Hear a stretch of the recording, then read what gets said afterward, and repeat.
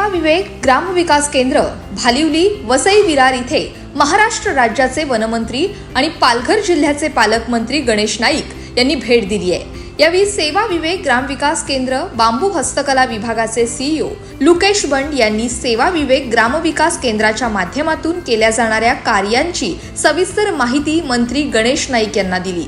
सेवा विवेक ही स्वयंसेवी संस्था महाराष्ट्रातील पालघर जिल्ह्यात सक्षमीकरणाचे दीपस्तंभ म्हणून काम करत आहे। शिक्षण, रोजगार आणि शाश्वत पद्धतीद्वारे आदिवासी समुदायांचं उत्थान करण्यासाठी वचनबद्ध असणाऱ्या या संस्थेच्या माध्यमातून मागील 12 वर्षांपासून आदिवासी महिलांना मोफत बांबू हस्तकला प्रशिक्षण दिलं जात आहे, ज्यामुळे ग्रामीण भागातील आदिवासी महिला आर्थिकदृष्ट्या सक्षम होण्यास मदत होतीये।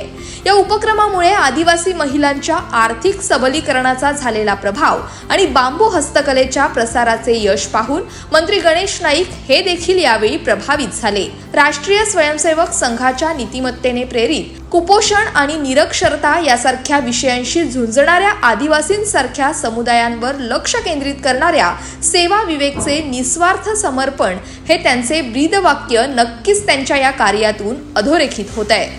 Bureau report, Navi Mumbai network.